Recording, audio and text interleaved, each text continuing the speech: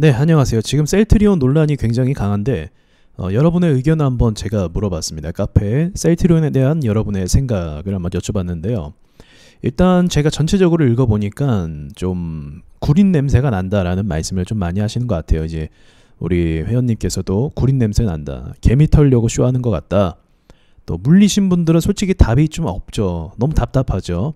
너무 강하게 내려받고 있거든요. 그래서 희망이 없어 보인다라고 말씀하시는 분도 계시고, 또 지환님께서는 합리적인 의심, 왜냐하면 이전부터 이 논란이 계속 이어졌는데 지금 타이밍에 이렇게 하락시킨다는 게 의심스럽다라고 말씀을 하십니다.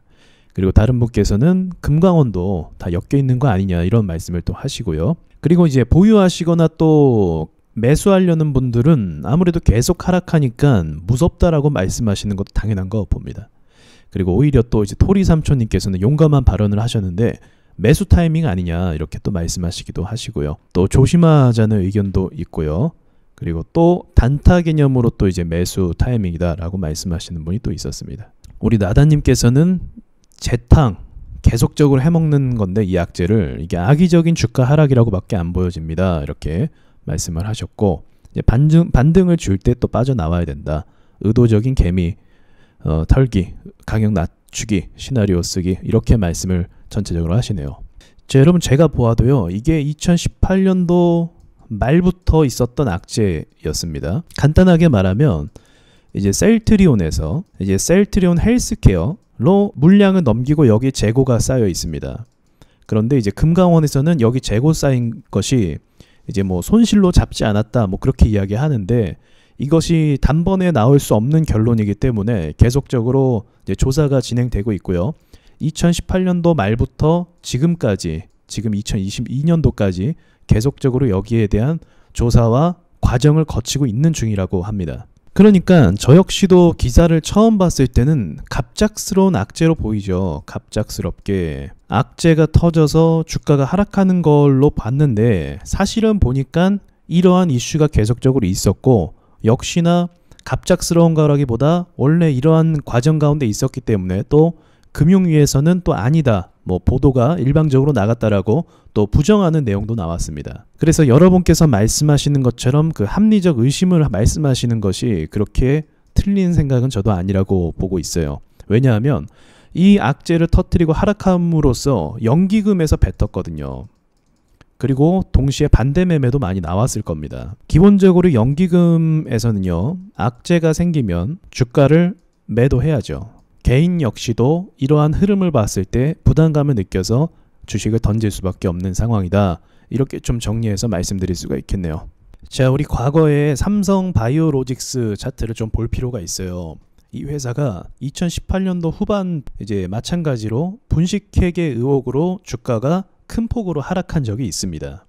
자, 그리고 나서 뭐 거래정지 이런 악재가 터졌으니까요, 거래정지가 되고 뭐 일시적으로 풀렸다가 주가가 그 뒤에 힘을 못 쓰는 것을 볼 수가 있어요. 왜 그러냐면 이제 뭐 하락 추세이기도 했지만 아무래도 여기서 악재가 터졌으니까 쉽게 살 수 있는 자리는 아니겠죠.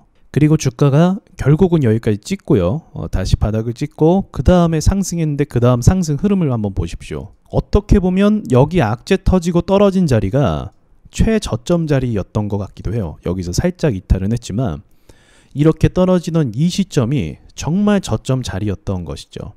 저도 어떻게 보면은 지금 상황이 약간 비슷한 것 같아요. 완전한 차트가 동일한 모습은 아니거든요. 근데 어떤 부분이 비슷하냐면 300일선 밑으로 강하게 때려서 밀어넣는 게 비슷하다는 거죠. 자, 셀트리온의 현재 차트입니다. 보시면 완전히 똑같은 건 아니지만 약간의 시간 텀은 있지만요, 상승을 줬다가 그 다음에 300일선 밑으로 해서 강하게 밀어넣는 모습이 있죠. 지금 악재가 있기 때문에 주가가 즉각적으로 올라오는 걸 상상하기는 조금 어려워요. 기술적인 반등으로 어느 정도는 올라올 수 있다라고 저는 보고 있는데, 근데 그것이 상승 추세를 꺾어서 300일선을 뚫고 다시 전고점을 가리라는 것은 조금 어려운 상상입니다. 그래서 아까 그 삼성 바이오로직스처럼 어느 정도 반등을 줬다가 그 다음에 다시 밀리고 보합을 갈 가능성도 있어요. 왜냐하면 악재가 터지고 하락을 줬기 때문에 여기에 대한 주가가 반영을 할 수밖에 없습니다. 여기서 매수한 사람들이 분명히 있을 거예요. 저점이다 생각하고. 근데 이러한 악재를 받아들였기 때문에 이 사람들이 계속 보유해서 끌고 가기보다 다른 종목으로 좀 안전한 종목으로 갈아타려고 하는 전략을 취할 거예요. 분명히. 그래서 여기까지 올라온다 할지라도 여기 있는 사람들의 뱉어내는 매물들이 한 번 더 작용을 할 가능성이 있다. 그럼 그 가능성이 생기게 되면 어쨌든 몇 개월 뒤에 올라올 수 있겠지만 그 뒤에 이 매물이 뱉어져서 하락을 하게 되면 또다시 아까 삼성바이오로직스처럼 이런 쌍바닥을 만들 수도 있는 거죠. 그러니까 이제 저의 견해는 어쨌든 이러한 소식이 들리는 건요, 증시에 결코 좋은 상황은 아니다 라고 말씀 저도 드릴 수 있을 것 같아요. 그러나 이게 시간이 또 지나서 뭐 1년이든 2년이 또 지나서 정고점을 향해 갔다라고 하면 그건 무조건 이제 그제서야 볼 수도 있겠지만 지금도 그렇게 볼 수 있지만 이건 세력들이 의도적으로 그러한 장난을 쳤다라고 볼 수가 있는 거죠. 왜냐하면 개인들은 뭐 몇 개월 정도 투자를 하지만 외인이나 기관 여러 뭐 세력들은요, 단순히 몇 개월 보는 것이 아니라 더 긴 시간을 보기 때문에 그래요. 우리는 1, 2년이 최대라고 한다면 돈이 많은 세력들은 1, 2년이 아니라 그 이상의 기간까지도 노릴 수가 있거든요. 자금력이 되니까요.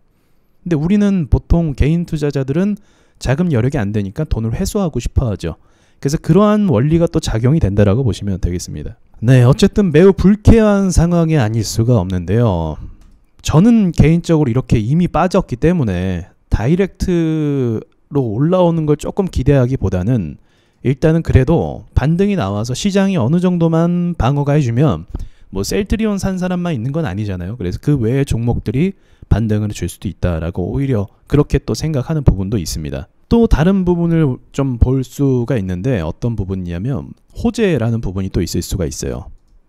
주식에서 악재까지도 씹어먹으면서 올라올 수 있는 것이 바로 호재입니다. 이 호재가 만약에 작용이 된다고 하면 아까 말씀드린 매물대 있잖아요. 이 매물대를 뚫고 살짝만 조정받고 이렇게 갈 가능성도 있어요. 그러니까 그 안에 과연 이 셀트리온이라는 회사가 어떤 호재를 가지고 갈 수 있는가, 이 부분을 또 지켜보는 것이 관건이라고 생각을 합니다.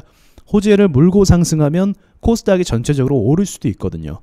그래서 아주 비관적이라기보다 일단은 주식이라는 게 어디로 튈지 모르니까 좀 지켜보면서 과거의 사례나 그리고 지금 돌아가는 상황이나 좀 그런 구간들을 보면서 좀 넉넉한 시간을 잡고, 제가 봤을 때는 한 3개월 정도는요 시간을 잡고 버텨나가는 부분이 맞겠다 생각을 합니다. 왜냐하면 차트적으로는 굉장한 저점이거든요. 굉장히 저점이고 추가 하락도 물론 할 수는 있겠지만 그렇다고 해서 마냥 밀리는 건 주식은 없고요. 더 하락하면 하락할수록 반등이 더 강해집니다. 이 부분도 기억을 하셨으면 좋겠어요. 자, 셀트리온에 대한 이야기 이만 마치도록 하겠습니다.